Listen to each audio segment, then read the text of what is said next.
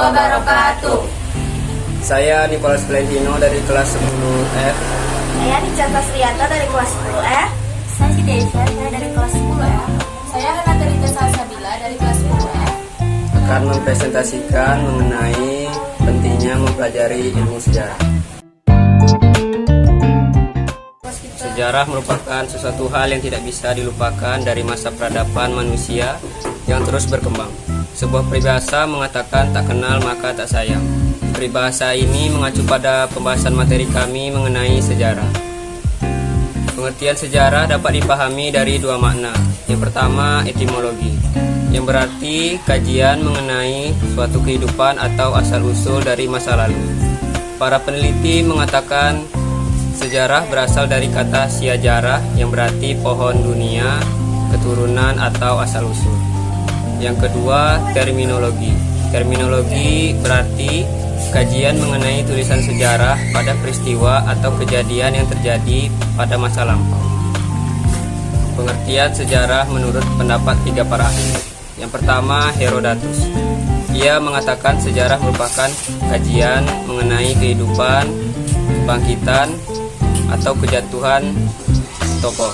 Kedua, Muhammad Yamin. Muhammad Yamin mengatakan sejarah adalah ilmu pengetahuan dari hasil penyelidikan dari beberapa peristiwa yang mampu dibuktikan. Tiga, Sartono Kartodirjo. Ia mendefinisikan sejarah merupakan gambaran masa lalu dari kehidupan manusia dan di sekitarnya sebagai makhluk sosial yang disusun atas ilmiah dan lengkap. Selanjutnya, pengertian sejarah secara positif dan negatif. Pengertian sejarah terbagi atas dua, yaitu secara objektif serta subjektif. Yang objektif itu artinya adalah ilmu yang tanpa sepengetahuan manusia. Sedangkan subjektif itu sepengetahuan manusia.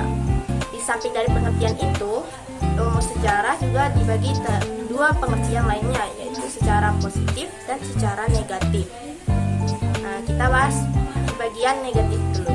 Pengertian secara negatif sering disamakan atau dikatakan sama dengan halnya mitos, sastra, filsafat, serta ilmu alam. Jawab yang pertama, itu sejarah itu bukanlah mitos.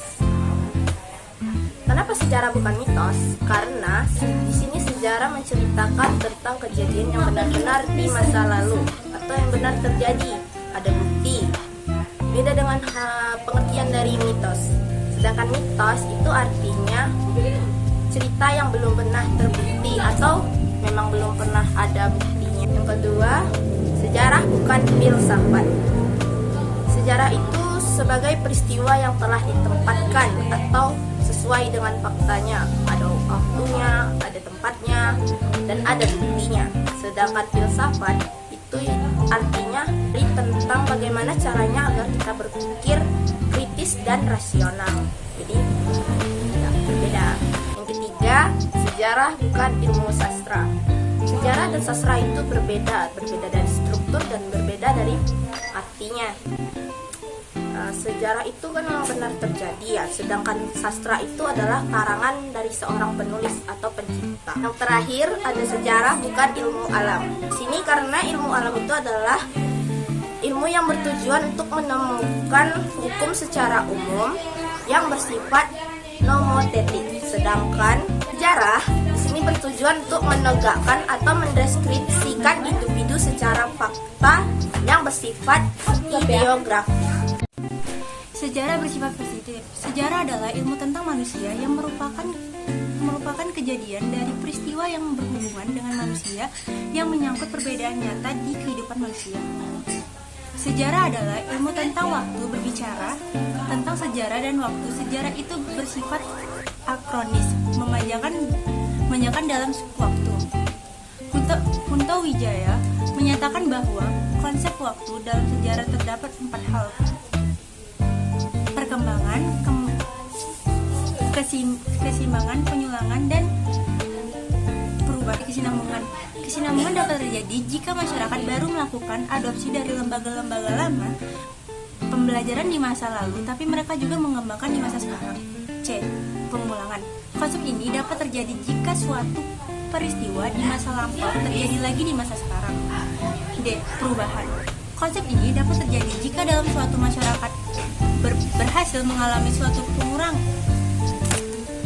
pengerangan atau perubahan dari konsep ini buat terjadi akibat adanya pengaruh dari luar.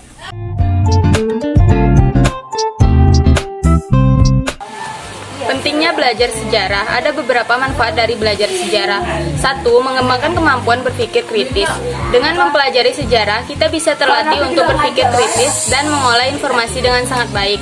2. Memberikan inspirasi. Sejarah berisi rentetan atau rangkaian peristiwa yang saling berkaitan serta berisi pemikiran atau tindakan di masa lampau yang dapat memberikan inspirasi bagi pembaca sejarahnya. 3. Mendorong kemandirian berpikir. Ketika belajar buku sejarah, kita mungkin akan berimajinasi dan membayangkan cerita sejarah tersebut.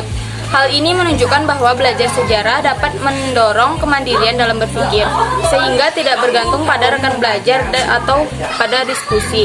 Sekian video presentasi dari kelompok kami. Jika ada kekurangan atau salah kata, mohon dimaafkan. Sekian dari kami ucapkan Assalamualaikum warahmatullahi wabarakatuh.